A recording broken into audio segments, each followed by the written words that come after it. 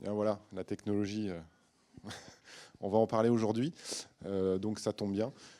Merci à tous d'être présents pour ces journées donc à la recherche de la perf où nous allons recevoir deux collègues, donc Elena Bergamini de l'université de Rome et Neil Bezodis de l'université de Swansea. Donc ils vont nous parler aujourd'hui donc de la technologie donc inertielle et pour le monitoring dans les sports, dans le sport aujourd'hui, et une présentation donc sur le sprint et l'accélération. Voilà, donc aujourd'hui, grosse journée de sprint, avec cet après-midi la thèse de Benjamin Millot aussi sur la course en virage. Donc on est à fond toute la journée. Voilà. Thank you Neil, thank you Elena, and I let you to talk for today.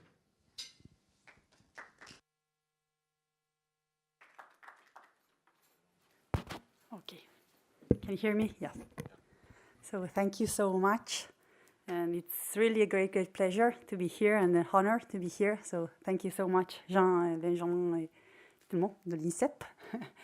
So I just put my hands forward. I won't talk about sprint and acceleration in my presentation, but rather, as Jean was saying, about the monitoring of sports using wearable sensors. Actually, I performed my PhD on sprint running.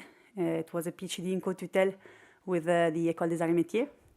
But then actually the fil rouge of my research activities are related to the development and validation of methodologies using wearable sensors in both the clinical and the sports context. And to start with, just a few words about who I am and where I work. I work in Rome at the University of Rome Foro Italoco, which is this building in the nice area of the Foro Italoco in the north of Rome. You can see here, okay, the stadium where the Rome soccer team plays, the marble stadium, and this is actually what we call the H building, which is the headquarters of the Italian Olympic Committee. And this is the lab. We are actually, it's a very nice endeavor where we have bioengineers, sports scientists, physical therapists, computer scientists, and physiologists. So it's a multidisciplinary lab, and we're contaminating ourselves with different expertise. Okay, so as I was saying, I won't talk about sprint running, but I will focus on two main projects I am dealing with recently, in these last years. The first is about ACL injury, so prevention and return to sport. And the second is about parasport, and in particular with para powerlifting. And as I was saying, actually the fil rouge is related to the use of wearable technologies and how these technologies can be useful to prevent or monitor injury and performance. So the first project I'm dealing with is, just make me, Jean, a sign if I'm too long. I shouldn't, but I'm Italian, so. Okay, so the first project is the project of a PhD I'm the pleasure of supervise. It's Andrea Baldazzi. And actually the aim of the project is to develop and test a wearable-based protocol for assessing the knee stability for a return to sport after ACL injury and reconstruction. And just a few words about ACL. I know, I guess all of us know that ACL is the main tibiofemoral joint stabilizer, both for rotational and translational movement. And the injury mechanism, let's focus on the right leg of this player, of the player with a blue shirt. And if you focus on this leg, as you see, this is actually the most common ACL tear as ACL injury mechanism. Non-contact, actually, because most of the ACL injury unexpectedly are non-contact injury. So as you may see, actually, these are the main injury mechanism: an external rotation of the tibia together with an external rotation of the foot, an internal rotation of the femur, and the so-called knee valgus collapse. very often associated to trunk instability, so to trunk tilt. And actually, the epidemiology about ACL injury is rather striking, is rather impressive. So ACL injury is the most recurrent knee injury. The accounts for 20% of knee injuries and the 50% of ligament tears.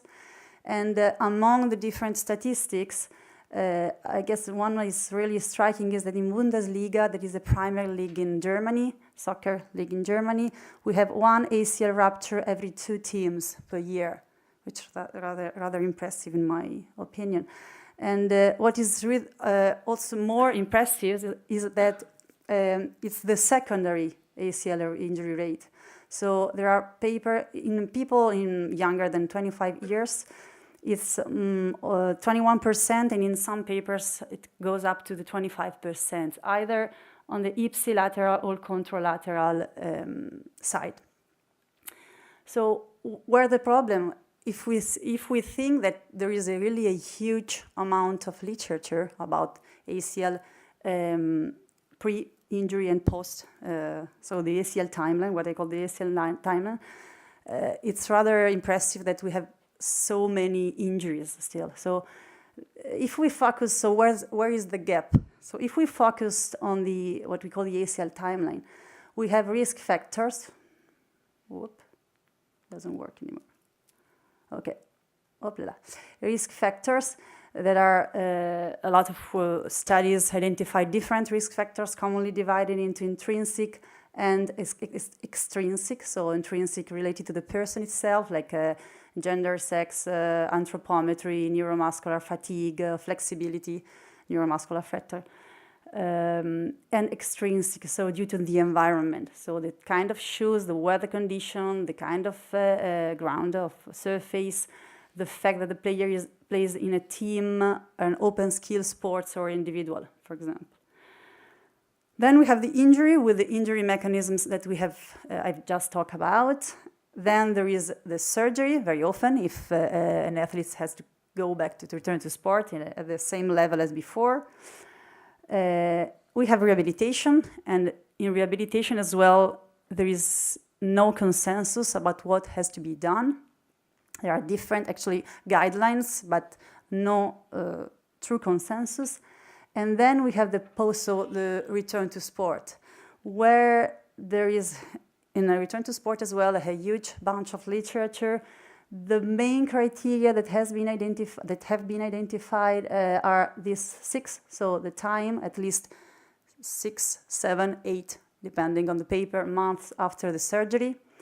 The strength, so the symmetry between the strength, which is often assessed as isometric or isokinetic strength, which is not actually what happens in the field.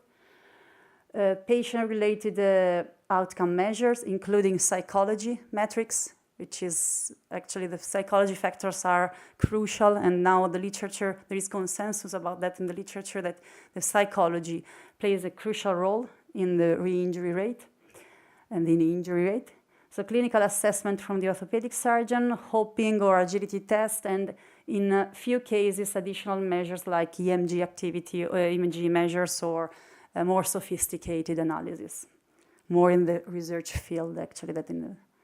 So where's the gap? I was saying, I guess that one of them, there are many gaps, I feel. One is that we have to pursue a multidisciplinary approach, which was not often the case. So we need all the expertise involved in sports science, like, of course, sports scientists, psychologists, physiotherapists, bioengineers or biomechanists, physiologists, that needs to talk together, looking at the phenomenon from a different perspective. But another main gap is that, as I was saying, most of these criteria, this assessment, are lab-based and are very far away from what happens in the field. So are standardized, of course, tests, but do not reproduce, do not mimic what happens in the field. So actually, in this context, of course, wearable sensors represent a great step forward, and a lot of people start using them in this context as well. And I will focus specifically on inertial sensor, magneto-inertial sensors, and as I was showing, also on actually EMG sensors that can provide really useful information in this and allow us to move the analysis from the lab to the field. So the ultimate goal of the PhD project of Andrea and of this project is to provide coaches and trainers and sport doctors with a tool to monitor their athletes in the field, providing information about knee joint stability, either both to prevent, hopefully, and to allow a safe return to sport. This is made through the development and testing, as I was saying, of a wearable-based protocol able to assess knee joint stability. So to this aim, we recruited 20 healthy male soccer players, and we are in the process of recruiting with huge difficulties 20 male soccer players with ACL reconstruction. We completed the recruitment of healthy people, and we are now we have analyzed and acquired data for 7 patients. Before the end of December, we have other 4 patients, luckily. And the inclusion criteria are between 18 and 40 years, no history, of course, of limb surgeries before for the healthy, a technical activity score of 6, so we are not dealing with elite athletes, of course, but with athletes training at least 3 times per week. And for the ACL reconstructed patients, we have 8 to 12 months after the ACL surgery, and of no other knee surgery apart from the ACL reconstruction, and clearance to return to sport given by the orthopedic surgeon. So this is the protocol. So we are still in the lab for the moment, but the aim is to validate the protocol to move to the field. We have a very heavy experimental setup with motion capture, so 52 markers, 3 force plate, 6 inertial sensors, and I will tell you where actually, 4 EMG for each limb, and a photocell. I will tell you why. So for the motion capture, you have this protocol developed by Hélène Pilet from the École des Arts et Métiers, so Institut de Biomécanique Jean-Charles, where we have a lot of markers on the lower limb, because actually we are interested in extracting parameters in the 3 directions, and you all know that for what concerns the knee, the intra-external rotation and the abduction are very, very small degree of freedom, so the impact of error is high. And we have a 3 force plate and 6 inertial sensors on the feet, on the thigh, and the shank. 4 EMG channels for the 2 flexor and 2 extensors of the knee, the 2 vastus, medialis and lateralis, and the biceps femoris and the semitendinosus. And the photocell, actually, we need the photocell because we are reproducing the change of direction, both planned and unplanned. Of course, to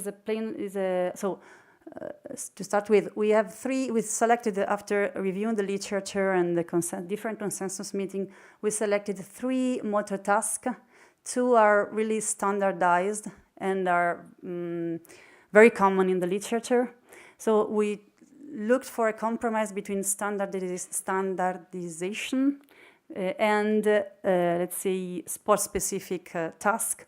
So we have these 2 tasks, the single leg hopping task, a landing task that is crossed. So we have a great mediolateral component in this task. It seems actually easy, but it is not, with being a monopodalic, it's a single limb. And then the change of direction performed, of course, in the lab. So it's not like in field, of course, but usually in the literature it is reported that the minimum velocity is 5 meters per second, and we are almost there. So we are between 4.5 and 5 meters per second when they cross the photocell. And you may see here there is a small display indicating to the subject the direction of the change of direction. So we perform both this unplanned version and the planned version, also to see if there are differences between the 2. In terms of data processing, after reviewing the literature, it is reported that the ACL tear occurred within the first 100 milliseconds after the initial contact. So we focused for the analysis on these time windows for the moment. For what concerns motion capture, force plate, and inertial sensors, and also actually the EMG, while for the EMG, we also look at the 200 milliseconds before the initial contact, because one of the parameters that has been associated to the injury risk to the ACL injury risk is the pre-activation of the muscles before the initial contact. So how much time before the initial contact the muscle is contracted. So all this, what I haven't said is that all this setup was necessary to test and validate the inertial-based protocol, because our aim is to investigate the relationship between the parameters we extract from the inertial sensors and those parameters extracted from the force plate, the EMG, and the markers that have been associated in the literature to the risk of injury, like the ones I'm mentioning now. So, for example, for what concerns the ground reaction force, the peak of the ground reaction forces have been associated to the injury risk, as well as the joint kinematics of the hip, knee, ankle, and also the trunk, we will see in the future.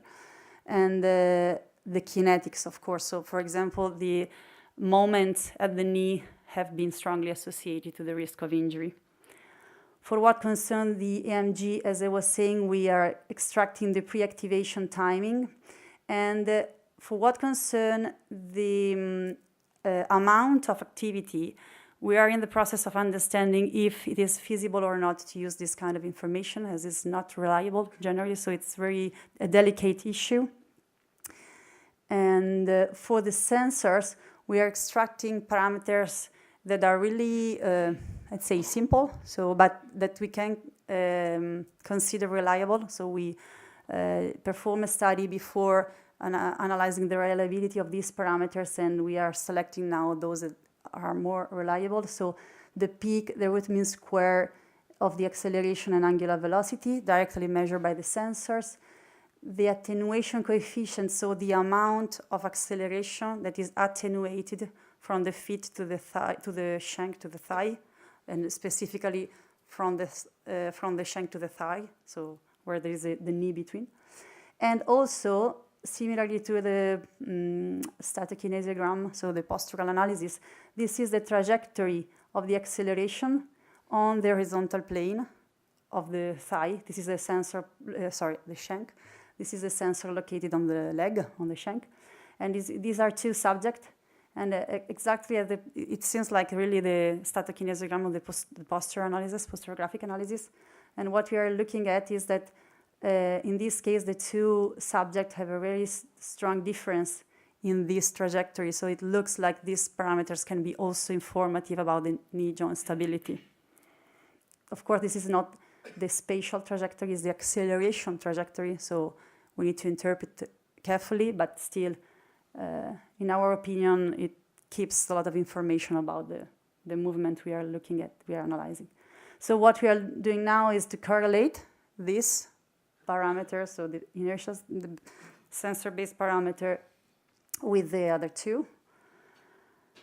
This is as we haven't finished yet the data collection, what I will present now are really very, very, very preliminary results. I have just the results of one patient and of the control group. So it's just more to show the potential of the study rather than actual conclusion. I don't have, unfortunately, conclusion about this. Is a project ongoing. Andrea is the second year of PhD. So these are the 3 trials for each multitask. I presented the subject performed 3 trials for each limb, so just as an example. And I will present you, I will show you some preliminary results, as I was saying, about the drop landing task, and particularly concerning the correlation between the inertial sensor-based parameters and the force plate and kinematics. So just to show you, we have in this case, I selected the ground reaction force mediolateral peak and the knee flexion peak within the first 100 milliseconds after initial contact. And we also calculated for each parameter the so-called LSI, which is the limb symmetry index, and which is a parameter that is very much used in the literature in this field. It's just the ratio between the injured and the uninjured limb multiplied by 100, so expressed in percentage. So LSI of 100 indicates perfect symmetry, and usually values between 80 and 120 are considered as physiological, as acceptable. And as you may see, of course, this is just one subject, and it's just to show you the potential, as I was saying. But in this case, if we look at this subject specifically, which was the first subjects we collected in terms of injured, patient, we have a higher mediolateral peak in ground reaction force, and in the mediolateral direction, and smaller, it's 5 degrees, knee flexion angle at landing, which actually in general, the higher the flexion angle, the lower the risk, because the subject, it indicates that the subject is attenuating properly. And for what concerns the inertial sensor parameter, we have the peak of the angular velocity, the root mean square of the acceleration of the tibia sensor, the attenuation coefficient between the tibia and the thigh of the acceleration, and the area of the acceleration trajectory, so the graph I've just shown you. So we fit an ellipse like in posterographic analysis, exactly the same. And interestingly, what we see is that for the angular velocity peak, we have a higher angular velocity peak for the injured side, while for all the others, so the acceleration-related parameters, it seems that the limb at, let's say, higher risk, or we have higher RMS of the acceleration for the non-injured, a lower attenuation coefficient for the non-injured, and a higher area for the non-injured. And this is actually in some case unexpected, but in some case very expected, because if we look at the literature in many studies, in patients with ACL reconstruction, after rehabilitation, the limb that is, let's say, weaker or at higher risk is the non-injured. And this explains also the very high re-injury rate in the contralateral side.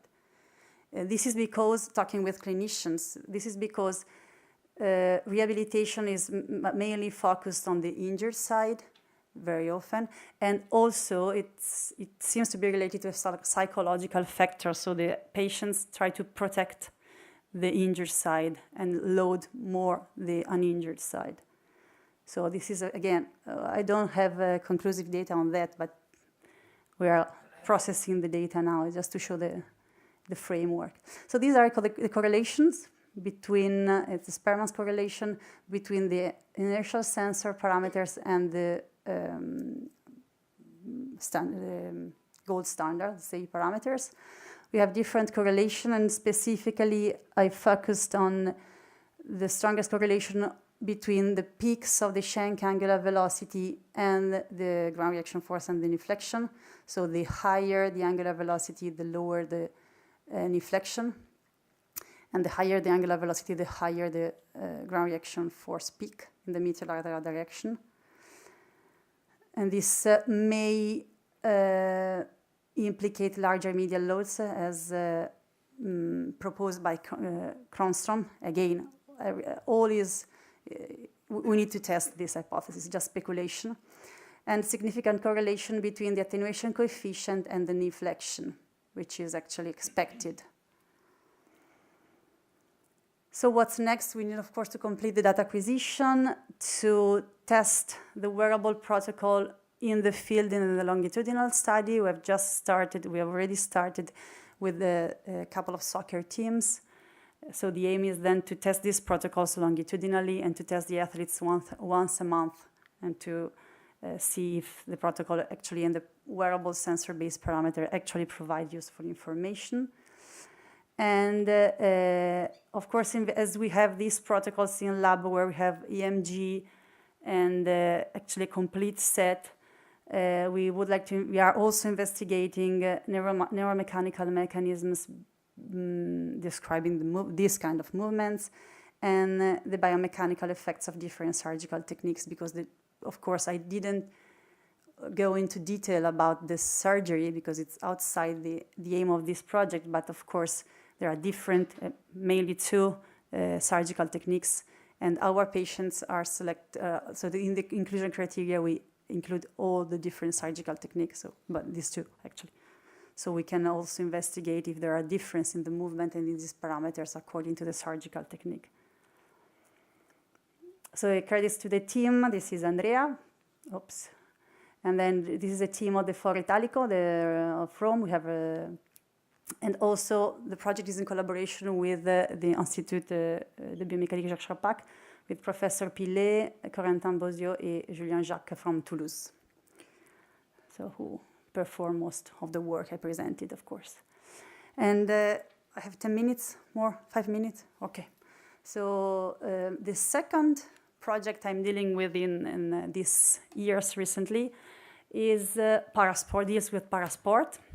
And actually, I don't know how many of you are familiar with the parasport. Without let's say, focusing on the history, I would just to draw your attention about these numbers. So the first Paralympic Games were held in Rome in 1960, where there were 400 athletes, 23 countries, and 8 sports. And in the last edition, so in Tokyo, in 2021 actually, we have 10 times the athletes, more than 10 times, so 404.5 thousands of athletes, 163 countries, and 22 sports included. So I guess this is enough to understand how the movement of parasport is growing, fortunately, and how many athletes will be involved in this movement in the next year, hopefully, and in Paris next year. So there are different, of course, athletes with a disability that participate to parasports, and these are the physical impaired, so amputee, short stature, spinal cord injury, or in any case, wheelchair athletes, and blind also. And then there are also, of course, all the cognitive parts. So we have also cognitive impaired athletes, which we won't deal with in our project and in this presentation. These are the sports. As I was saying, 22 sports in the summer edition of the Paralympic Games, and 6 in the winter edition. And actually, the project we are dealing with, we had a project financed by the Italian Ministry of Defense, and in particular with the Veteran Center that is based in Rome. So they were interested mainly in promoting activity and in monitoring activity of veteran athletes. Thank goodness in Italy we don't have many veterans athletes, but this was actually, the project was born in collaboration with the United States, where unfortunately there are many more. And actually the aim of this project, according to, as I was saying, the fil rouge of my research activity, is to develop and test a wearable-based protocol to monitor the activity of these athletes, but veteran or non-veteran, so para-athletes, to actually then provide information about the quality of their movement, possibly injury, actually parameters related to the injury risk, very ambitious, or to performance, in order to finally motivate the person with disability to practice sport. So the very final aim, the question was, how can we motivate these athletes in order to keep doing, not just at the elite level, so also a recreational level.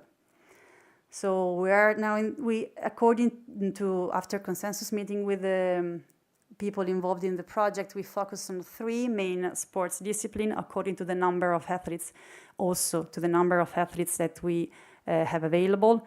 Para-archery, para-rowing, and para-powerlifting. And today, for time reason, I will focus on the latter. So para-powerlifting, for those who are not so familiar with it, is a maximal lift, 1 repetition maximum, on a flat bench, in which the athlete's body is fixed through some straps, limiting the movement and the contribution of the lower part of the body. The athletes are required to start and end the lift of the barbell with the locked elbows, and in between stop the bar on the chest. So there is an eccentric phase and a concentric phase of the movement, and the correct technical execution is assessed by technical officers during the competition to validate the performance. And there are 2 main phases, as I was saying, so we need this information to understand then the analysis I will present in the next minutes. So an eccentric phase, when the barbell is lowered down, and then a concentric phase when the barbell is lifted. So this is eccentric, and this is a concentric. As you may see, there is the so-called sticking point.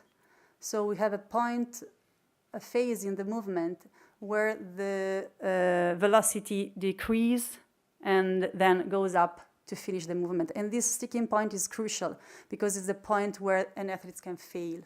This is actually the second. It is Donato Telesca, which has been ranked second at the last World Powerlifting Championship in Dubai.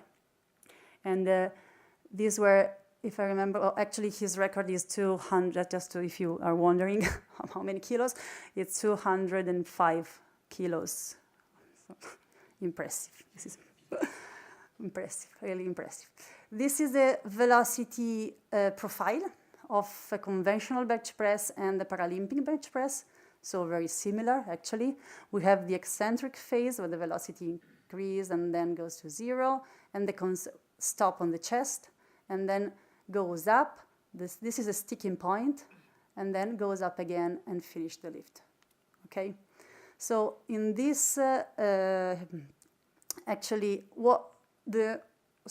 monitoring this, having this kind of information, being able to quantify, to having this curve in real time during training and performance is really important for athletes and for coaches, and particularly identifying this point, the different points, and not just the timing of this point, but also the amount of velocity in the different phase is very helpful for monitoring performance for this discipline.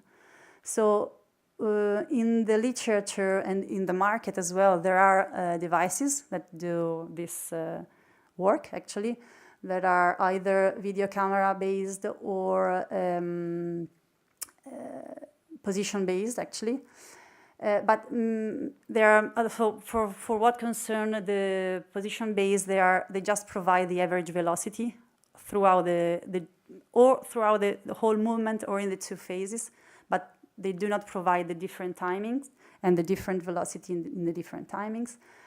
And they are, in terms of video based, they are time consuming because we need to do video analysis on Kinovea or whatever.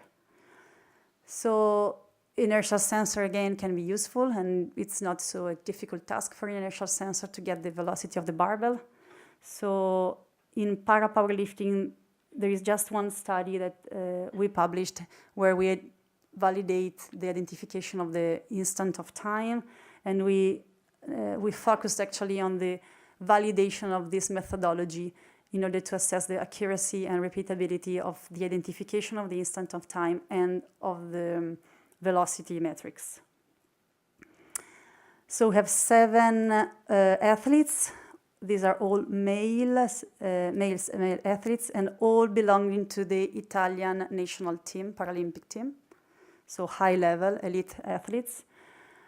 The protocol was a standardized warm-up, 4 attempts of 1 RM, with 5 minutes rest between each lift, and only valid lifts were considered. There were an expert judge judging actually the quality of the lift. We have one inertial sensor located on the barbell, and one marker and then a camera placed here to validate our velocity metrics using video-based analysis.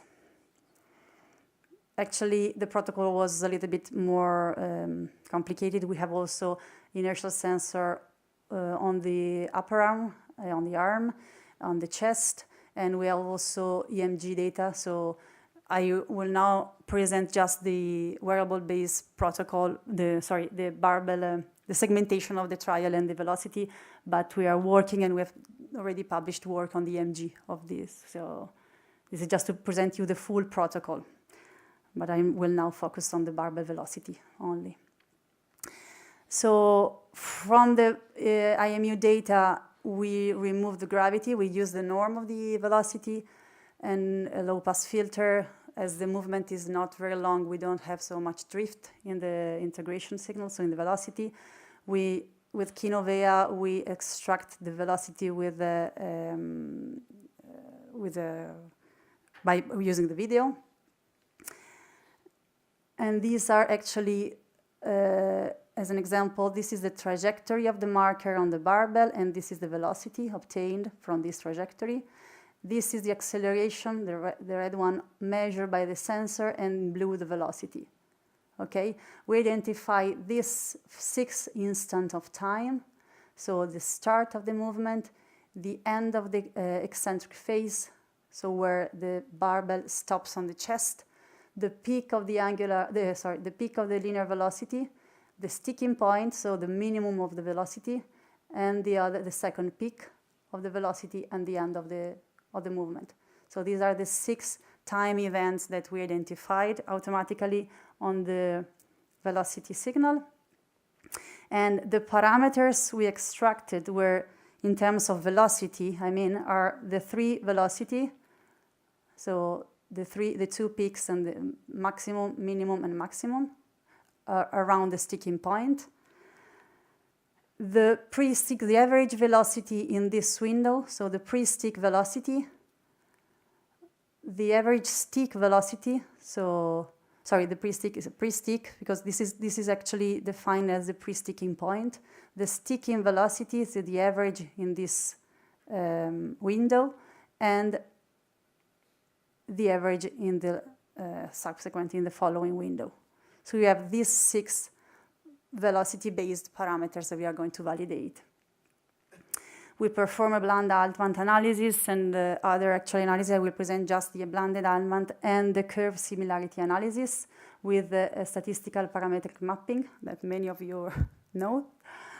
And actually, for what concerns blended Altman, the results were rather good. So the limits of agreement were below 0.1 meter per second of error for all the parameters. And for the curves, we also perform an autocorrelation, and we didn't find, so the lag was actually at 0, so no phase lag. And for what concerns statistical parametric mapping, we have significant difference only at the very beginning and at the end of the trial, and I will explain in a while why we have this difference. But in the phase of the movement we are interested in, so in this phase, so where we have the M, let's say the M shape of the velocity, the curve comparison results were very good. So to conclude, we have a good reliability of the methods with a mean difference for all parameters averaged in 0 with a standard deviation of 0.04 meter per second. So the automatic detection and the combination with the IMU with the automatic detection is actually feasible and can be useful for coaches and athletes. We have a very good agreement between the curves. The differences at the very beginning and end is due to probably to the constant delay of 0.12 seconds we have, that is 3% of the total duration for the end point. So the finish of the movement was the point that was most difficult to identify accurately. but actually it's not so important, I would say. And curve similarity can be also used, this technique can be also used, and we are now using it, and we use it actually on the EMG data to assess symmetry between the two limbs, so interlimb symmetry. And we obtained the best result for the first peak of the Vmax, that is before the sticking point, and actually monitoring this velocity and the sticking point velocity is really crucial information, because as I was saying, this point is the trade-off between succeeding or not in the movement. So again, credits to the team. Lorenzo, which is a postdoc that moved recently to the University of Sassari, but worked with us until now, actually, until this summer, and performed most of the work I presented. Then the team of the Defense Veteran Center, the coach, Alessandro Boraschi, the coach of the para-powerlifting national team, and that's all. I hope not to be too long.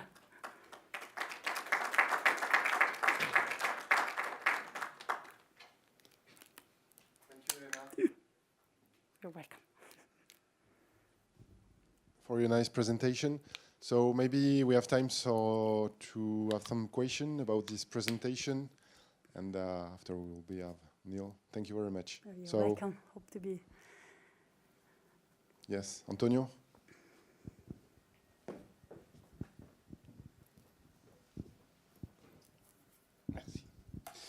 Yeah, thank you for the presentation. I was just curious about the para-powerlifting technique that you show. Mm-hmm.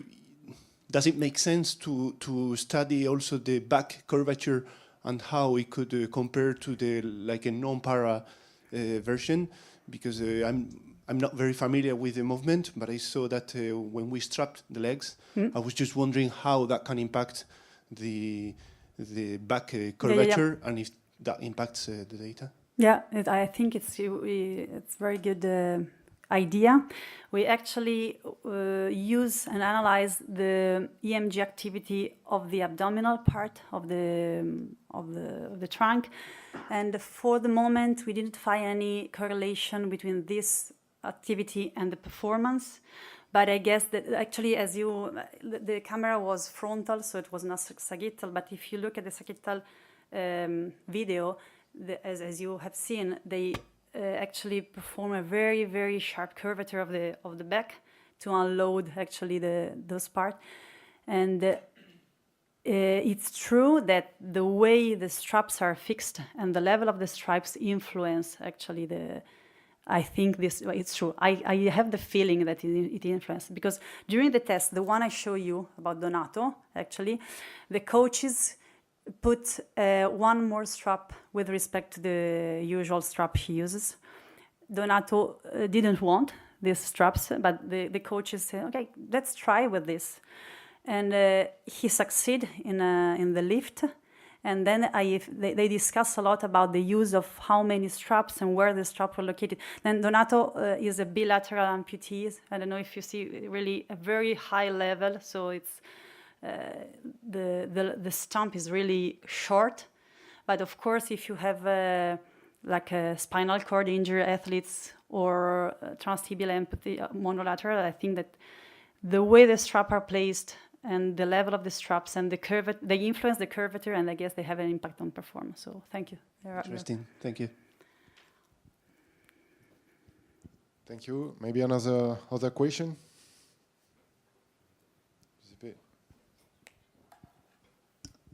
Hello, thank you for your presentation.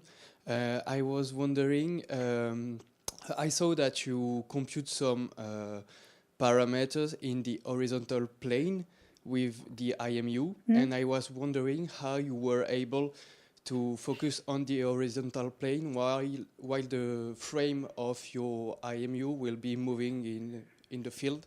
Yeah, good question. So I didn't go into detail. For the moment, we are just looking at the, let's say, it's not horizontal, it's the transverse plane of the tibia. So we are staying on, we are keeping the frame, or the sensor frame. Okay. So we are looking, of course, the sensor is on the tibia, so this is not horizontal, it moves during flexion extension of the knee, and we are keeping this frame. So we are just looking at the two acceleration in this plane. We are thinking about projecting this on the horizontal plane, just calculating the inclination of the tibia, so of the sensor actually, but we are not sure it will improve the analysis, and we are considering this, but yeah, it's not the horizontal, you're right. Okay, It's the frame of the sensor. Thank you. Thank you. We have time to another question. Maybe in French it's also possible. We can Si, try si. to translate. Si, si. Elena understand well French, so vous pouvez parler en français pour poser la question. We will translate for Neil then. I will train my English, so in English. Thank you for your presentation. Just a question about the first part. When you compare some kinematics, you compare and you try some correlation between kinematics and parameters and kinetics with ground reaction force, for example. Which kinematics parameter where is it with IMU, like you answer here, or with mocap? Because you use also mocap, and my second part is when you presented this correlation, you have two groups for some comparison of mean, but here in correlation you pull injury and non-injury. I don't really understand. So for the first part, let's go back to the correlation. For the first part, the aim is to correlate the sensor-based parameter to all the parameters extracted from platform marker-based and EMG that in the literature have been associated to injury. But of course, when we do this correlation, we perform the cross-correlation between all the parameters. So we also have, I don't present here, I don't remember actually all the values, but we also correlate kinematics with kinetics. But the aim of the study is to see if the parameters extracted from the sensors do have a relationship between those parameters that in the literature have been identified as associated to the risk. And in terms of correlation, here I present the correlation. I put all the parameters. So we performed the correlation separated between healthy and ACL reconstructed patients. But the table I presented here, let's check. Okay, is I put together all this. It's all the parameters. So to see if both in healthy and ACLR there was a causation. But we perform actually separately. But in this case, we now have 7 patients. But at the beginning, in this result, I have just 1 patient treated. So for the ACL. Thank you. Just one more? No. Just one, Elena. In the second presentation, the parameter you record for the Paralympic powerlifter, are there parameters that are used by the coach? These parameters are usually employed by the coach, or it's only literature? Yeah. Now, the coaches were interested, so they use the position transducer to have the position of the bar and the average velocity. So this is what they have, let's say, in a field-based way. So they were interested in this profile, and particularly they were interested in the EMG activity. So they were very interested in the activity of the muscles of the abdominal part and of the upper arm, of course. Okay. So in this, the EMG activity, I haven't presented here the EMG activity, but we have results about that. So if you want, I can show you later. Thank you very much, Elena. You're welcome. It's a pleasure. Thank you.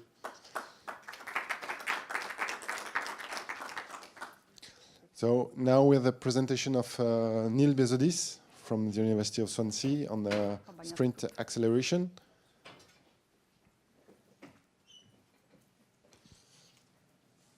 You know where is it, or? It's on the desktop, I think.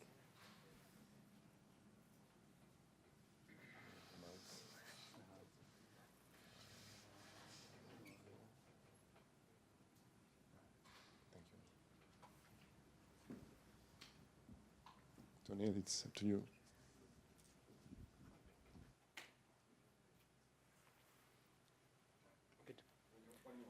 Perfect. Thank you, Jean. And thank you, Jean and colleagues, for the invite to speak here. It's a pleasure to come out and hopefully see some of INSEP later on and also enjoy Benjamin's defence later on. For those of you that don't know Swansea, just a brief introduction. Swansea is a city in Wales, Pays de Galles. It's about an hour west of Cardiff. Lots of people used to be aware of it when we had a football team in the Premier League. Unfortunately, they've been relegated a few years ago, so it's maybe a less famous city worldwide now. What I want to do today, hopefully, is give a bit of an overview of what I think we know about the biomechanics of the sprint start and the early acceleration phase. I'm not going to dig in any depth to any particular studies, but hopefully, as I said, provide a general overview and perhaps spark a bit of thought for debate, some ideas for practice and some ideas for future research that I think we need to pursue in this area. So, as I said, we're going to hopefully focus on the sprint start and early acceleration. I'm going to break the talk down into 4 separate sections, ultimately. So, a slight deviation initially, and just going to talk about the importance of how we measure performance when we're not looking at the whole sprint race.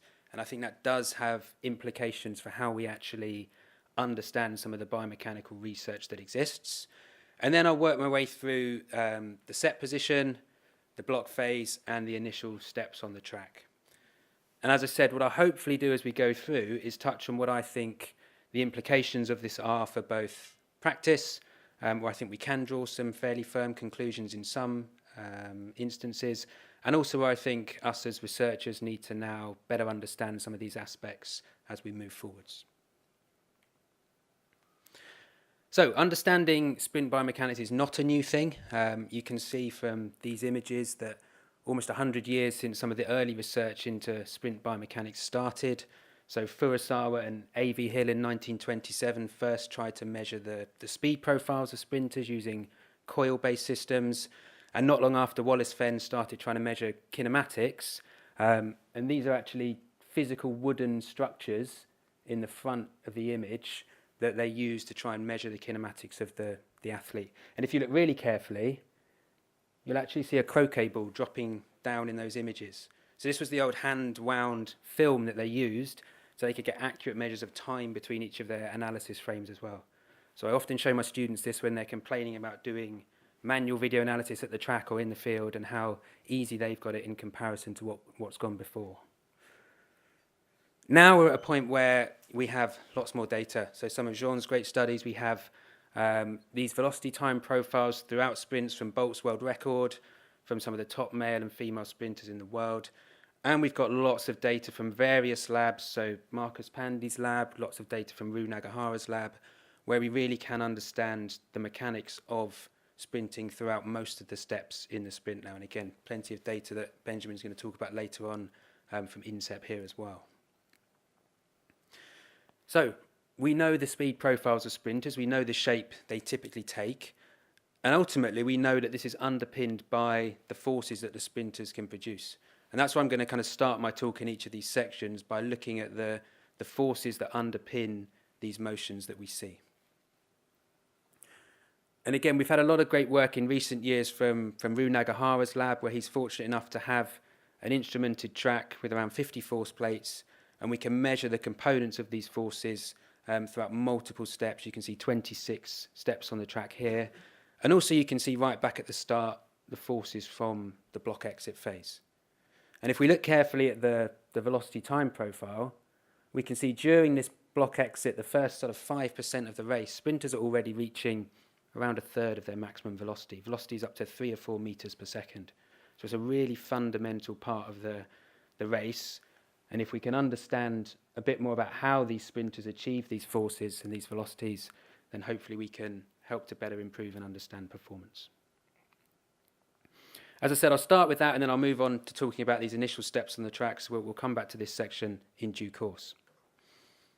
Okay, a very brief aside before we get into that, and this is why I just want to touch on the importance of how we actually quantify performance during the start. So I want you just to think about this as you watch this video play through and how good this start is. And I don't mean from a technical point of view, we're not talking about his movements, but as a performance outcome. how should we assess how good that start was? And if we look at the literature, a lot of the research actually focuses on the velocity of the athlete as they leave the blocks, block velocity. It's a very commonly adopted measure. It's a measure used in practice sometimes when we've got the ability to get that. Sometimes it can be quite time-consuming, depend on the system used. Ultimately, that velocity is directly determined by the impulse the sprinters will produce against the blocks. So the area under that force time curve that we can measure if we have instrumented blocks. Now, these are real data from one sprinter. A second sprinter, for example, may produce a slightly different force profile in the blocks. And here, for example, we might say, actually, if we calculated the area under these curves, calculated the impulse, these two sprinters could achieve the same impulse. They therefore would have the same block velocity. And if we just use that as our measure of performance, they'd be achieving equal levels of block performance. But if we look carefully, our second sprinter in blue has spent a longer time in the blocks achieving this.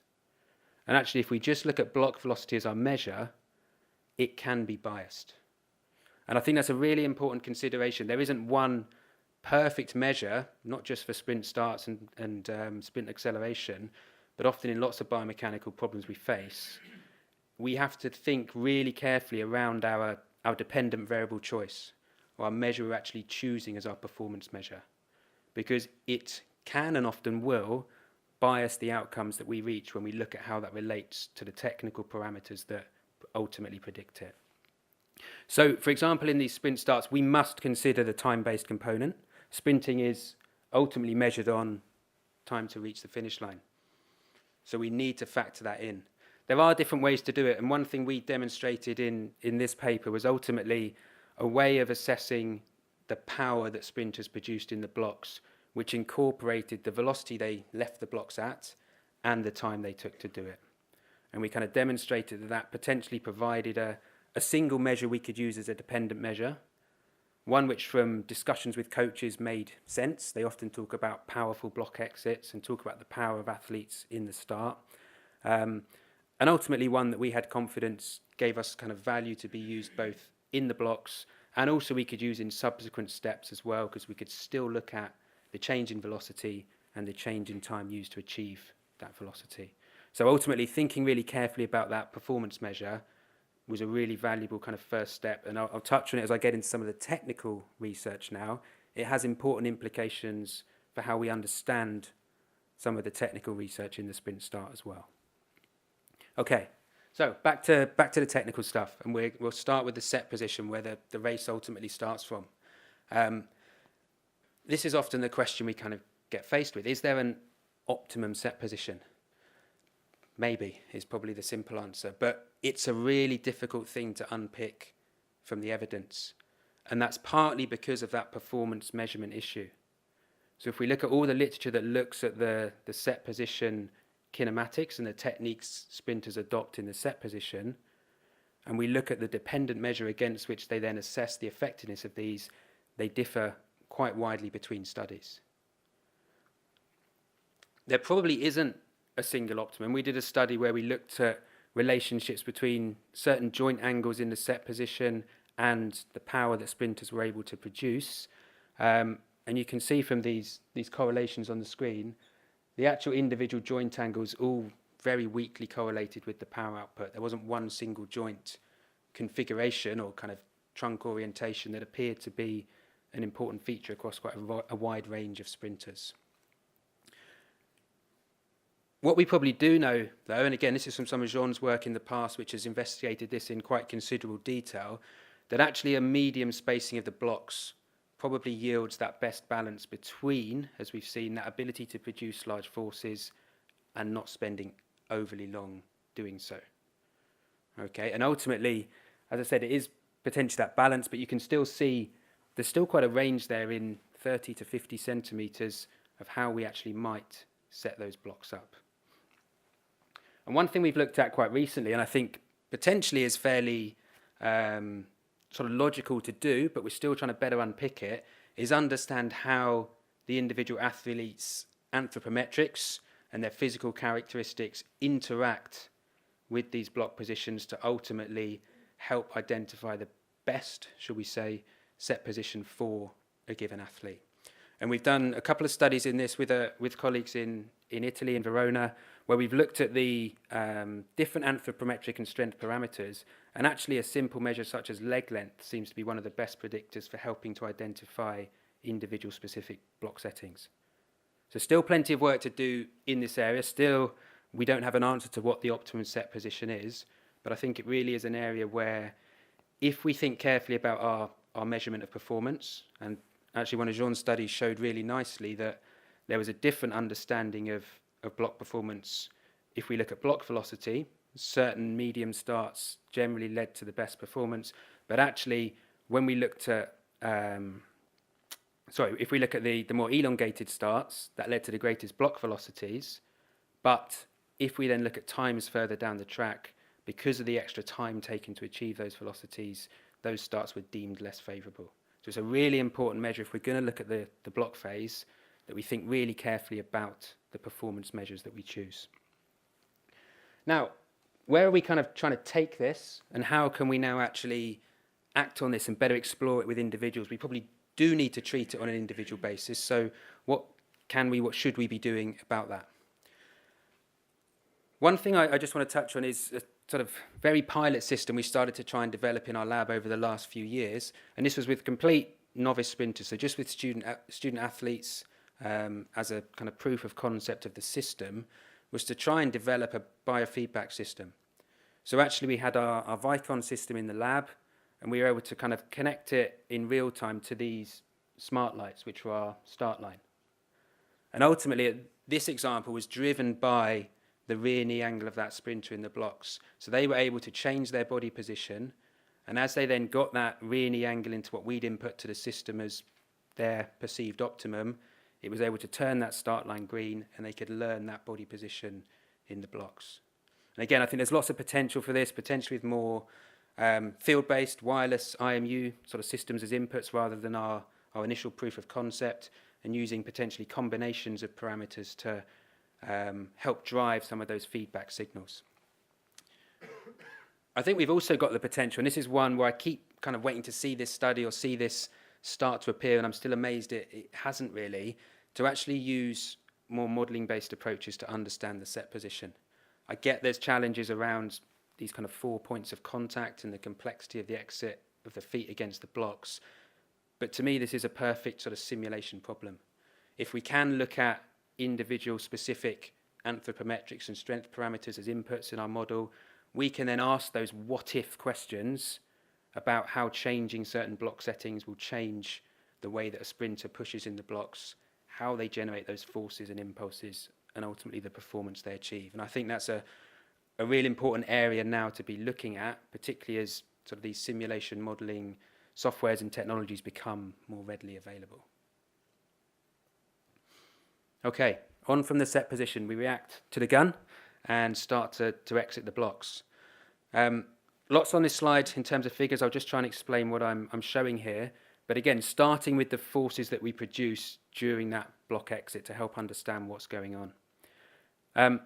First of all, if we look across the top 6 panels, and we've got from the left-hand side the mediolateral component, the anterior-posterior component, and the vertical components of the force, and this is under the rear hand and the front hand. Ultimately, the arms are largely providing just support. They're not really adding anything from a performance perspective. So when we look at the literature that's out there for forces during the block phase, generally we can sort of look past these relatively quickly from a performance perspective. If we look at the rest of the mediolateral component, and I've added a slight asterisk here since actually reading Benjamin's thesis, because I think there's some interesting work in there where he's looked at it from starts on the curve as well. Because ultimately all the data we've got so far, up till Benjamin's work, has been on linear starts from the kind of straight 100-metre block starts. Generally, we see minimal mediolateral force contribution. I'll let Benjamin talk more later on about maybe some differences on the bend as well. But really and truthfully, when we're looking at the forces in the start, we're talking about the anterior, posterior and vertical components of those forces underneath the 2 feet, providing the majority of that impulse and that performance that we see athletes exiting the blocks. Okay. If we look at kind of how these contribute then to the performance in the start, we know from a lot of the research that's out there, and again from sort of common sense really, the majority of the total impulse comes from the front leg. It spends around twice as long pushing against the blocks. It produces around 2/3 to 3/4 of the total horizontal impulse that we see in the block phase. But that doesn't necessarily tell us what the better starters do in the blocks. That's just a general description of how forces are produced in the blocks. And again, this comes back to that really important performance issue. We're not necessarily just interested in how the better starters produce more impulse, because that could be an issue of, again, spending more time producing those forces rather than producing larger forces in the same amount or less time. So actually what I'm just going to give an overview here of a couple of studies that, again, have used that block power measure as the dependent measure. And there was a really nice large study by Stefan Wilwacker and colleagues a few years ago, which had a large group of sprinters.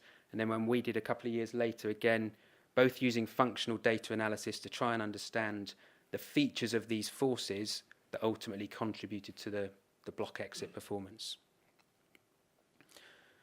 So what I'm showing here on the slide these are the resultant force magnitudes, and I'll touch on why in a moment, underneath the rear block and the front block. The solid line being the mean across the group. And ultimately, this was a functional data analysis. We used principal components or functional principal components analysis, and we could look at where most of the variation was, or the modes of variation between the sprinters in our cross-section that we analysed.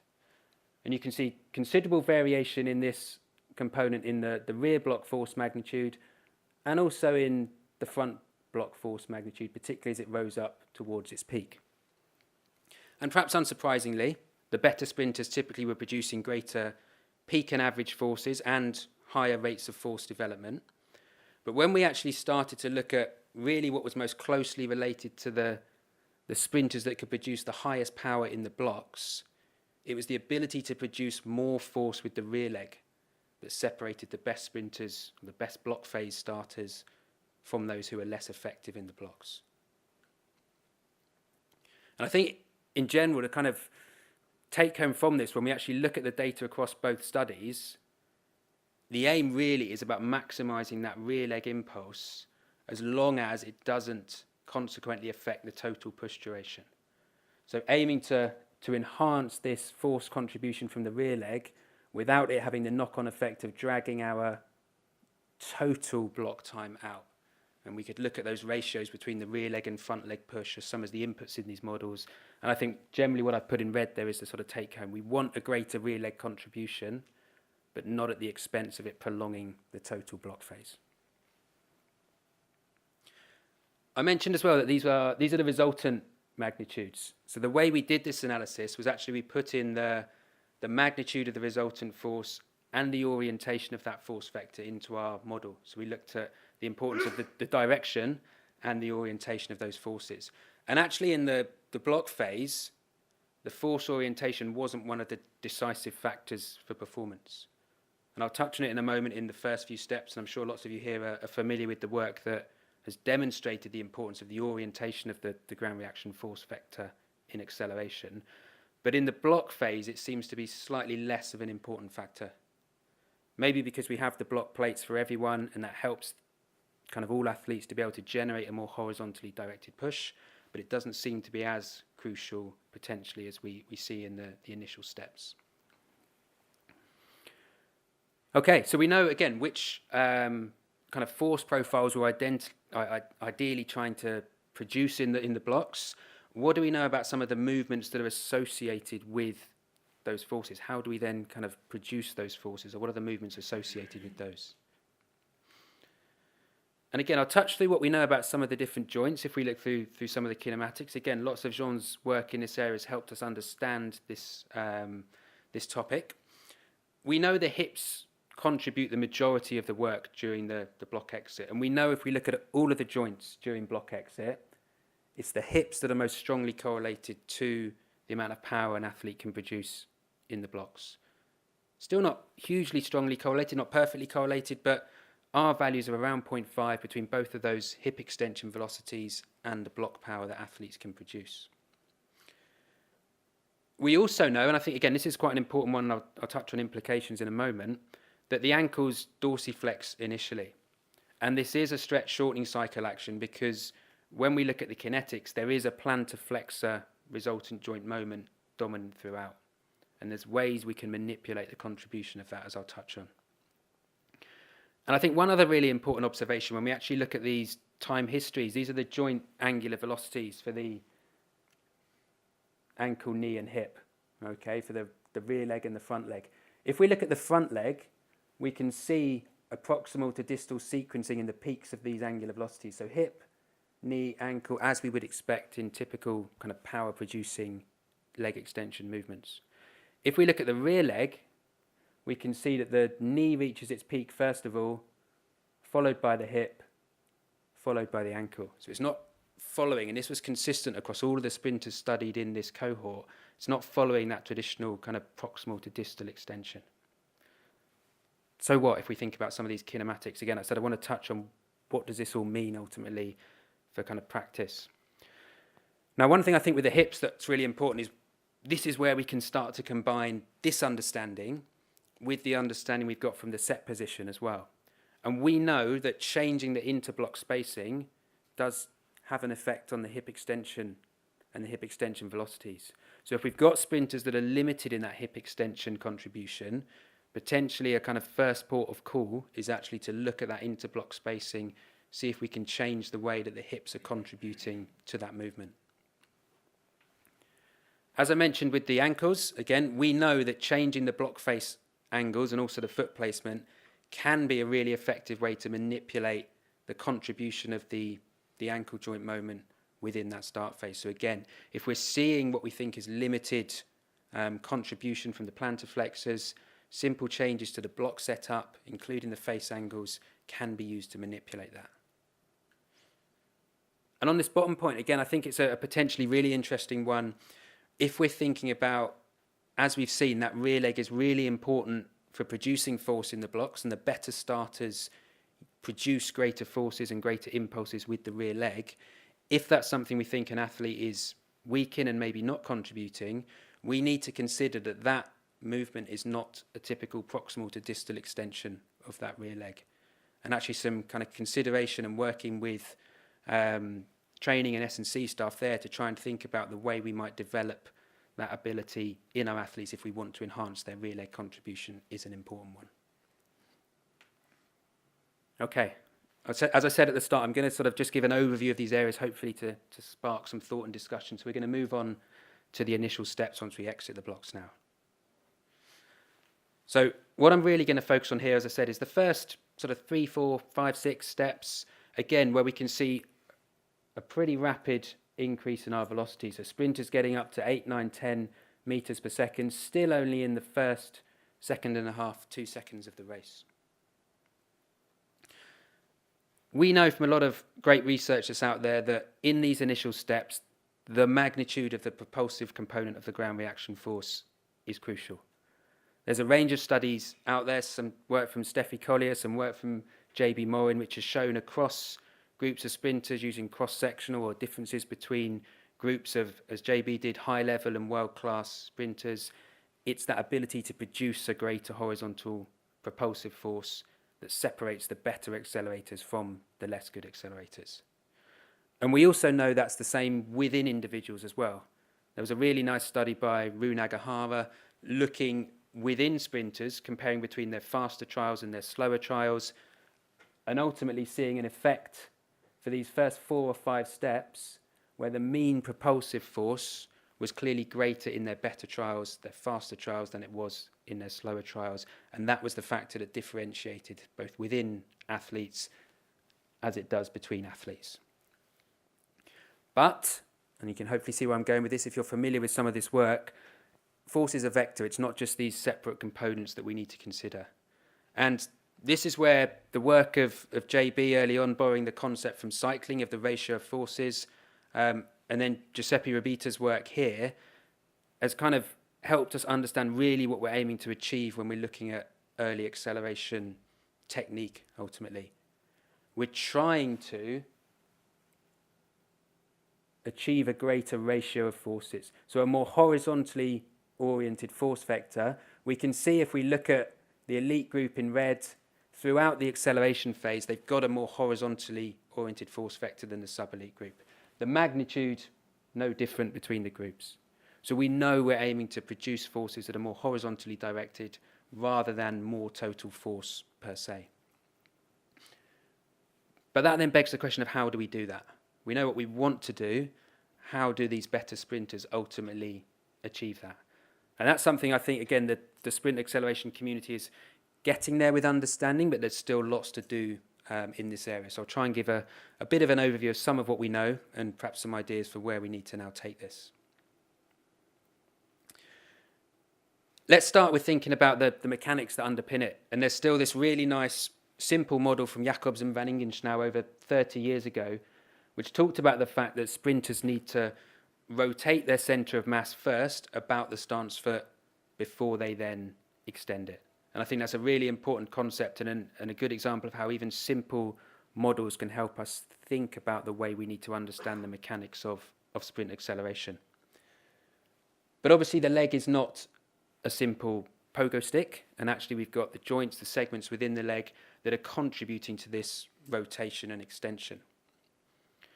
And I think one really important thing that is sometimes overlooked, again depending on the focus and the application of the study, is the motion within the foot. And actually, as you can see if you watch this video play through in the top, apologies it's a little dark here, but you can see around the metatarsal phalangeal joint, there's quite a lot of energy absorption due to that dorsiflexion there during early mid-stance. And there's a rapid plantar flexion of that joint at the metatarsal phalangeal joint towards toe-off as well. And actually, we've demonstrated it's really important to consider that and potentially to consider the role that plays in enabling the ankle to do what it does, which ultimately, in early acceleration, is be a considerable energy generator.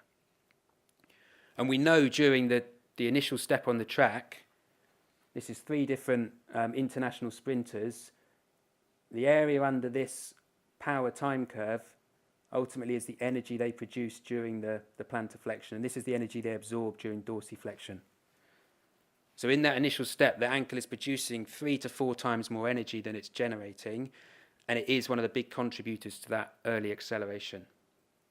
We know as the sprint progresses, by about 16 metres from Johnson and Buckley's work, it becomes sort of equal in those 2 areas. The ankle is absorbing as much energy as it's generating, and by max velocity, it's a net absorber of energy. So its role changes as the sprint progresses. And we also know if we look at the knee joint, again, when we looked at actually trying to understand how we process the data to make sure we haven't got artifacts in some of our measurement, I won't touch on that too much today, but it's in this 2013 paper. There isn't initial flexion at the knee, and there isn't an initial flexor moment at the knee in those first couple of steps. And that only comes in around steps 3 to 6, which is around that first transition which Nagahara has identified. And potentially the knee plays quite an important role in contributing to the rise in height in that first part of the sprint. And again, I think Benjamin's got some really nice sort of data in his thesis to back this up, particularly when we look at some of the EMG data and the muscles that are ultimately contributing to these kind of joint actions, joint kinematics and joint kinetics that we fairly well understand now. So we know kind of what the joints do. Let's think about, again, how now some of these mechanics relate to ratio of forces. I think one that we understand relatively well is the importance of the touchdown distance or the forward lean. And there's a growing body of evidence that supports this now. And that's ultimately the horizontal distance between our centre of mass and our stance foot when we make contact with the track.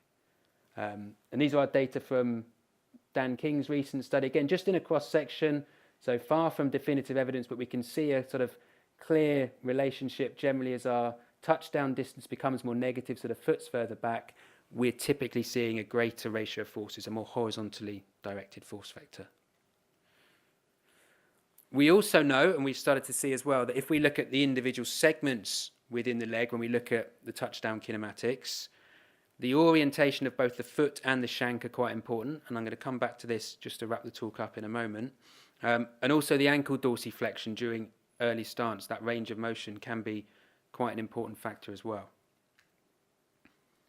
And if we look higher up the leg, we've got some research to show the importance of the velocity of hip extension for ratio of forces, but also from a really nice study JB Morin did, we know that hamstring and glute excitation prior to touchdown and the capability of the hip extensors are really important as well. So we've got this whole kind of chain of actions across the leg that potentially are related to that ability. There's no single factor necessarily. Now the touchdown distance one, as I said, we've got some cross-sectional evidence there. It's a really challenging one to then actually sort of completely understand through maybe experimental research, because we can't just go and start manipulating the way sprinters run and sort of explore lots of different ways of doing it if we want to try and study this in some of the best athletes. So when we were trying to understand this, we actually took a simulation-based approach to trying to better understand it. A relatively simple model in the grand scheme of things. So a sort of kinematic, angle-driven model. But what we were able to do was take the techniques of one of our international sprinters at the time, develop this model, and then ask those what-if questions around their technique during early acceleration. So this was where our sprinter touched down. So kind of on the trials we measured, their foot was around 8 centimetres behind their centre of mass. And if we think about what might happen if we were to model it and pull their foot further back at touchdown, we'd hypothesize a better ratio of forces if we pull their foot back. And potentially, therefore, a better performance. So if we then run the model and look at the change in performance, the power they could produce in that initial step, we would expect to see a relationship something like this. As the foot's further back, performance is improved. As the foot's further forward at touchdown, performance is reduced. So we asked that question to our model. And this is what it revealed. So not quite as straightforward as we might simply hypothesize just by looking at the evidence that was there from sort of cross-sectional data. Yes, as the foot's further forward, performance was much worse. As we pulled the foot further back, performance maybe increased quite slightly. But again, with the confidence we can have in our model, I don't think we could confidently say that would lead to an increase. But then it tailed off pretty quickly. So there's this clear curve linear relationship. And when we looked at the mechanics kind of underpinning that model, what we saw, as we pulled the foot back, ratio of forces did improve. So touchdown distance was fairly linearly related to the ratio of forces. But as the foot got further and further back, the magnitude of force that that athlete could produce from the position they were in was negatively affected to such an extent that it actually had a more detrimental effect and performance was ultimately worse. So the force became more horizontally oriented, but the magnitude of forces that could be produced outweighed that, and it wasn't a beneficial change for this sprinter. But I think the important take-home here is this curvilinear relationship. Our sprinter fairly near optimum on it, but actually it's not as straightforward as just pulling the foot further back being the ultimate goal in early acceleration. A second thing we then tested with the model, and this was then working to try and improve the technique of that sprinter at the time, well, what about ankle dorsiflexion? Let's see if actually stiffening the ankle up might be a beneficial factor for this sprinter. So our sprinter landed with an ankle joint angle of about 100 degrees. They dorsiflexed through a range of 16 degrees during the first third of stance, and then plantar flex through to toe off. And what we essentially did in the model was stiffen the joint up and go through a series of simulations where we ultimately got them to the point where they were only dorsiflexing through about 9 degrees at the ankle. So quite a severe change, but just to see how this might affect performance. If I just show it on a similar plot to the previous one, so here's our athlete, what they did in reality, 16 degrees of dorsiflexion. As we stiffen the ankle up, we're moving this way along the figure to less and less dorsiflexion as we go through. And then here's our change initially in performance. Okay, so what we saw as we did go through less dorsiflexion, the amount of power they could produce, that performance measure, remember, did improve with those stiffer ankles. Obviously, we need to consider the how and kind of why underneath that. So we dug into the model and looked at the requirements to do that. And actually, it required a change in the ankle plantar flexor moment as well, as you'd expect. But when we looked at the magnitudes of that, based on what we know other athletes were capable of producing, that was achievable and a realistic target for this athlete. So if we look at this and the previous touchdown simulation in combination, for this particular athlete, it was getting around kind of that understanding of it's not necessarily a technical change that would be beneficial for them around shifting their touchdown position.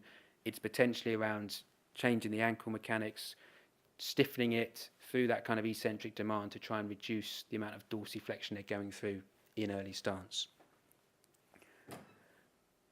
But, and here's the one but, I still don't think we've got a kind of complete understanding of the role of the ankle in early acceleration. And there is some conflicting evidence out there, and I think sometimes that's because of how simply we look at it.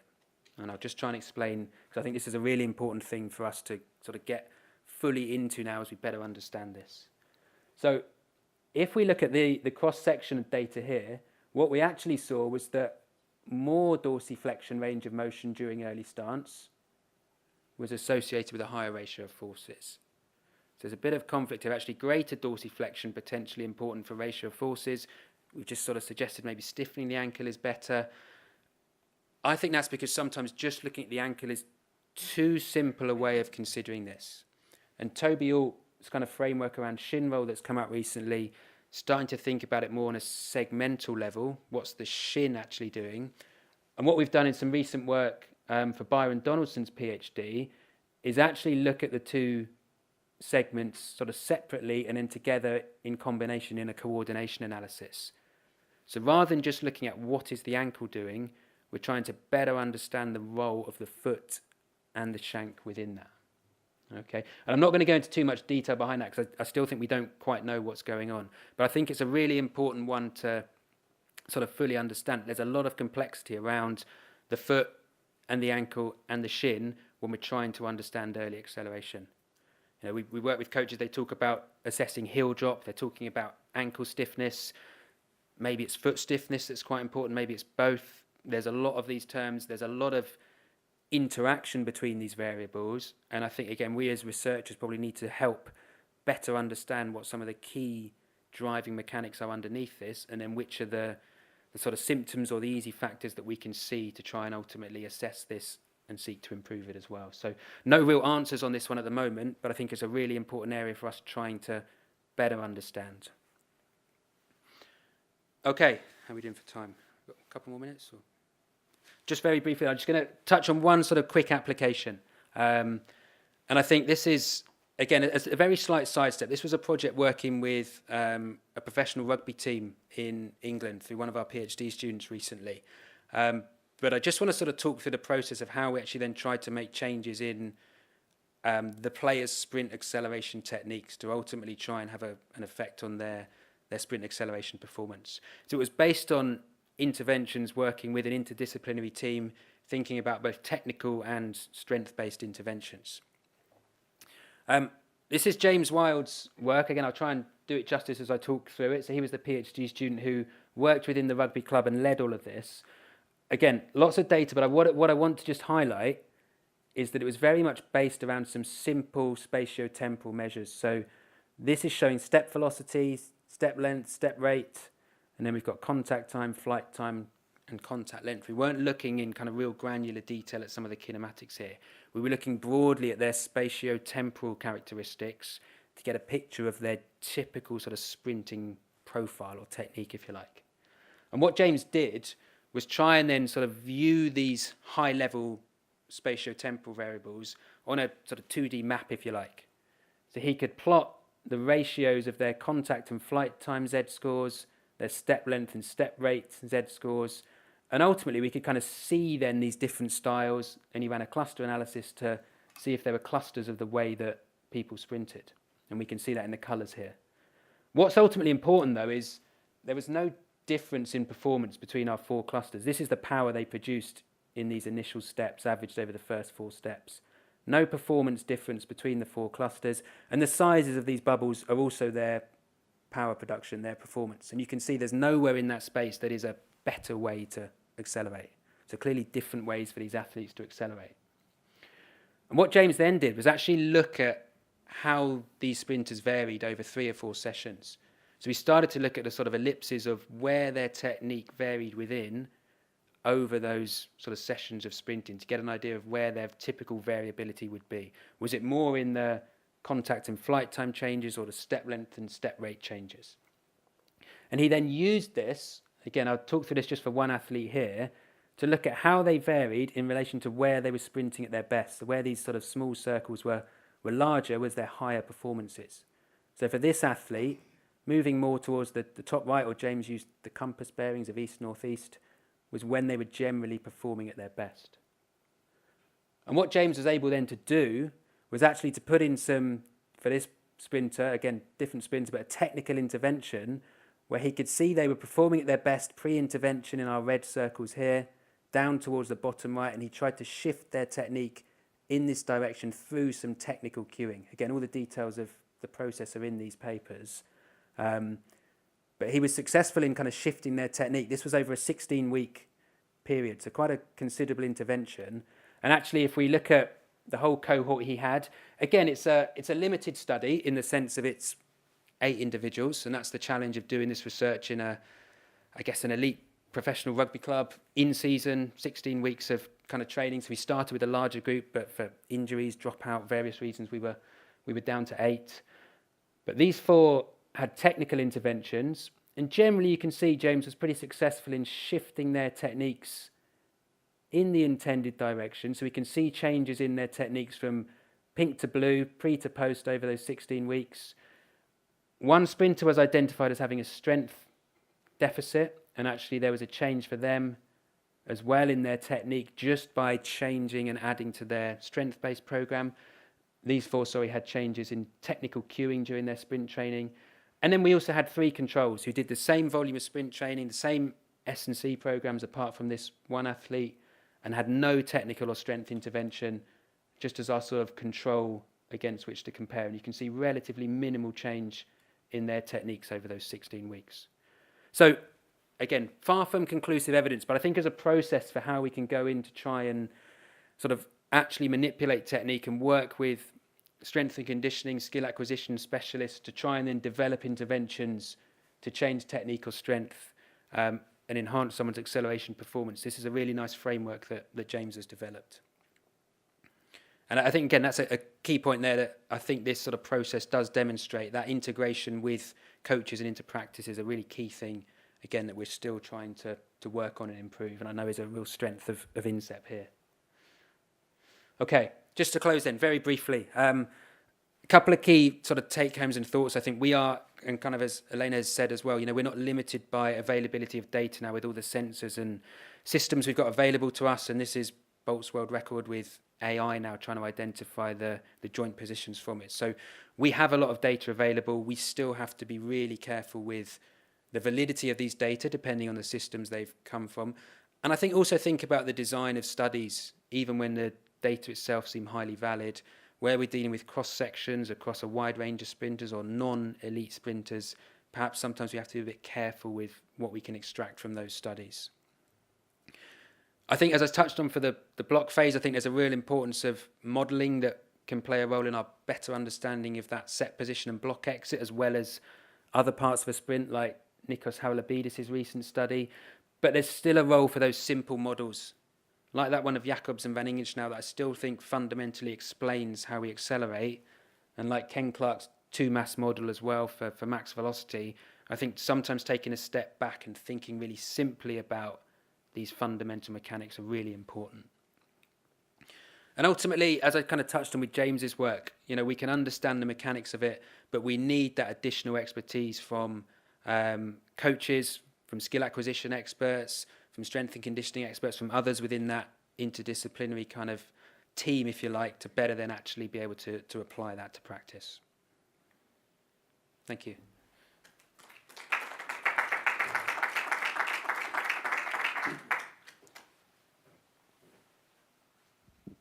Neil, thank you very much for this very interesting presentation. So now we can open to some question. Sylvain. Thank you very much, Neil, for your very nice presentation. A question about the simulation of the start. I thought it is really interesting to try to see the effect of one variable on the performance. And here, just can you explain in little more details how does it work, your simulation, when you, for example, you shift the dorsiflexion angle,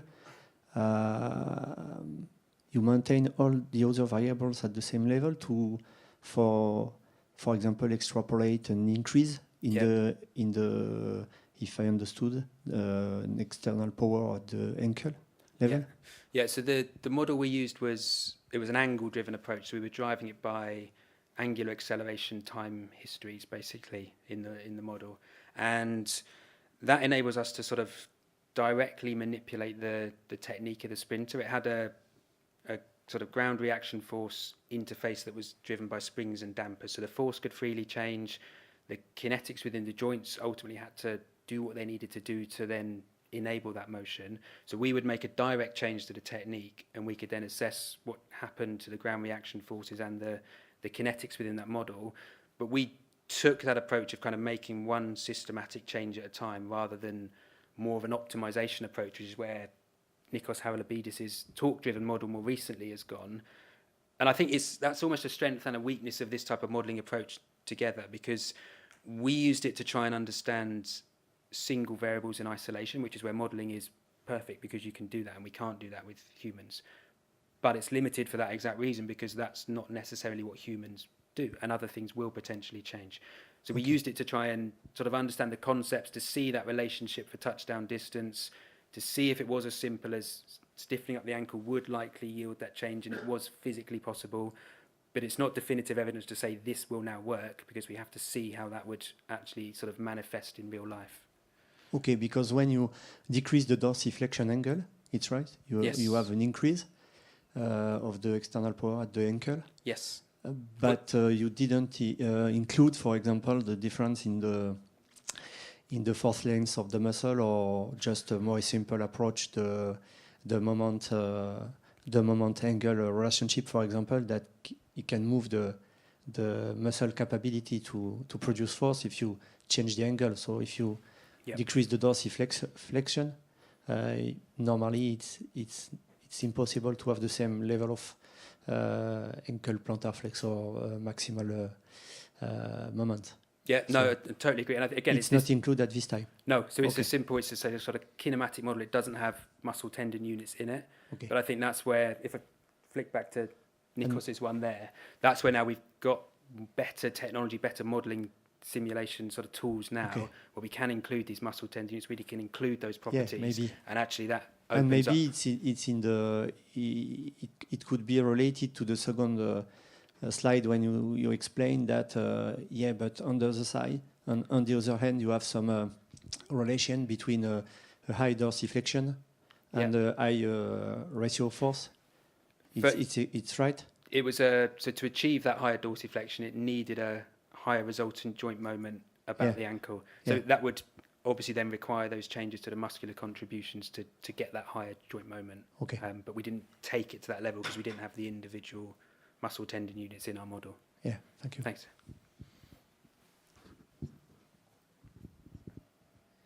Je la fais en français. Vas-y, on va essayer. C'est bon.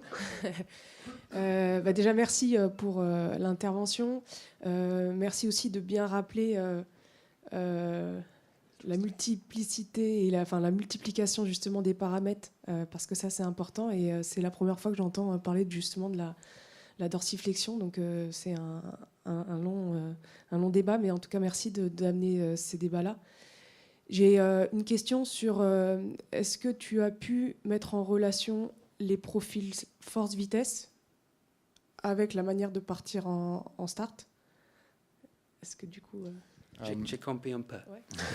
To relate the force velocity profile to the way of the technique in starts, could you relate it? Have you related it between both force velocity parameters and technique of starting? The force velocity profile as in Samazino's model. Samazino, c'est ça. Ouais, parce que tu peux avoir des profils plus entre guillemets vélocité, comme tu peux l'appeler en anglais, mais vitesse, et qui vont du coup adapter le placement des blocs dans les starts, ou des profils force qui vont du coup bien évidemment adapter leur start. In your opinion, is there any difference between velocity in force velocity profile, more sprinter with high velocity, and they have they some more different starting position than sprinter who have a more force profile? In your opinion? Ooh, good question. Thank you. We've tended not to use the force velocity profile as a kind of performance measure to understand this, because most of the research I've been involved with has focused on the initial steps. I think from when I've looked at using force velocity profile and looked back at the fit of the data in just the first 1 or 2 steps, it doesn't always fully represent exactly what's gone on at that kind of more detailed level.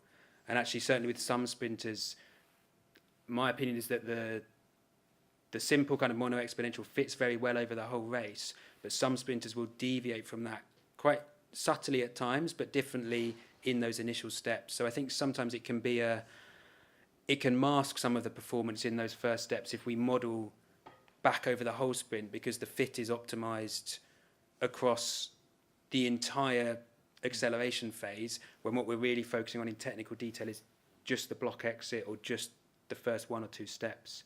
And I think it comes back, and I'm maybe not answering the question here, but it comes back to that importance of the dependent measure. And we might get a different understanding if we use the properties of the force velocity profile over the whole acceleration phase, because it's not quite telling us the kind of clearest picture of performance in that little part we're looking at. So that's probably the reason I haven't looked at it. In terms of then answering the question around whether certain sprinters with more of a kind of force or velocity dominant profile may have different start setups, I suspect it more relates to their physical characteristics, and I still don't think we know enough about the set position and the individual nature of the set position to be able to say certain start positions will suit that sprinter better because they tend to have a higher force or velocity dominant profile. So I think in answer to your question, it is I don't know is a very short answer, I'm afraid.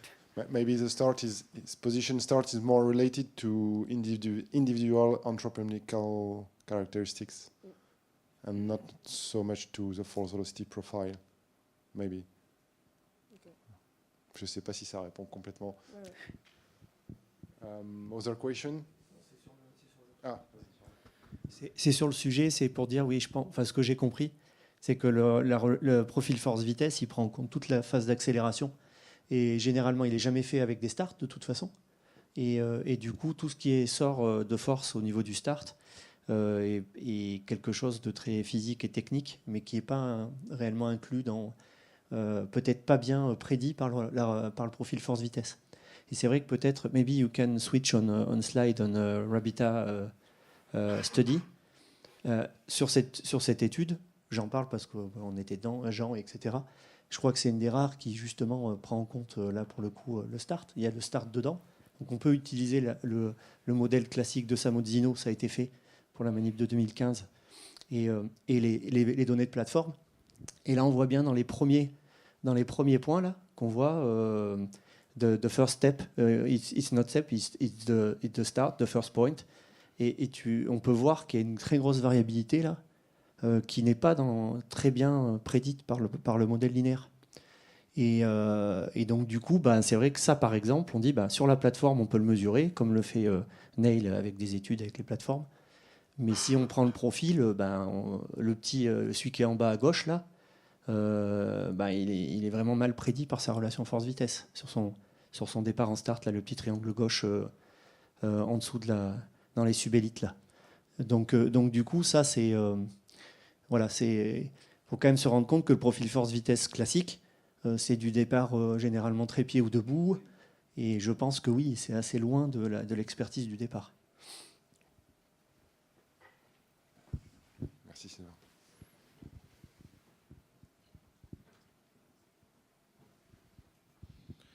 Thank you very much, Neil. It was very, very interesting and inspiring. Thank you very much. And the discussion is also interesting to see maybe how separate the start is compared to the World Sprint. This is a very specific exercise also in the way we are able to explore this phase, because when you do a force velocity sprint with a radar, we are all the time talking about the way we are determining the start with this kind of measure. So this is very interesting to have this very deep look in this specific phase. So thank you very much. I was wondering, because we started in different projects thinking about addressing what you already done regarding the position in the blocks and the outcome. I was wondering if the anthropometric approach you already did is sufficient, or to go in a way as Sylvain did, how interesting, or what would be the additional input of having muscle mass, muscle force length, force velocity relationship, joint stiffness? Is it something useful, or do you think that we already have something quite simple to have, and maybe you have 80% of the story, or do you have an idea of the... Good question. Good question, thank you. I think the anthropometrics add some more % of the story. I don't know how much. Certainly from what we've seen initially, it still doesn't, as you'd expect, it doesn't fully explain everything. So adding the anthropometrics gave us a slightly better understanding of why certain positions were more beneficial for some sprinters than others. But I think that physical capability then is the third piece in the puzzle that we do need to better understand. Whether we can get that with relatively simple measures, so if we could take simple sort of strength-based measures, is probably the most logical place to start. So actually doing some simple profiling, whether that be sort of force velocity profiling in more sort of gym-based, like some of the sort of extension or jumping type exercise to build a simple profile, whether that be looking at maybe just the resultant moments around some of the joints in some exercises, first of all, as inputs, would probably be my thought on the first port of call to initially start to understand it, before we started to get into those real detailed levels around the actual properties of the kind of muscular contraction level of the force velocity, force length relationships. I think they can help us understand it and maybe think about it in a more theoretical sense, but I probably wouldn't go straight into getting to that level of detail of measures before we've understood strength at a more kind of high level just around the joint or in certain movements first of all, and put that in to see if it does explain more, and if so, how much more understanding have we gained, and then maybe we go to that next step. Thank you. And the other one would be, you used the power output as your performance, and you clearly explain why. I was wondering if the position the athletes reach at this moment, let's imagine that you have an optimal start that leads to this optimum. Do you think that it would be still the optimum for the next steps, or do we place the athletes in a configuration where maybe the transition phase wouldn't be that efficient? So yeah, it's a really important question, and we looked at the relationship between the power that athletes produced in the block, so essentially their block phase performance, and then their body configuration at the start of the first step, and also their performance during that step as well. And there was no relationship between the two. So we were more checking that it wasn't a case that one negatively affected the other. So it wasn't that you have a very powerful start and then you've completely hindered the next step. It doesn't do that. It's not a perfect relationship because other things come into play about technical abilities. But the key thing is it doesn't negatively associate with subsequent performance, I think. Thank you. Thank you. Maybe just one or two last questions. You got one.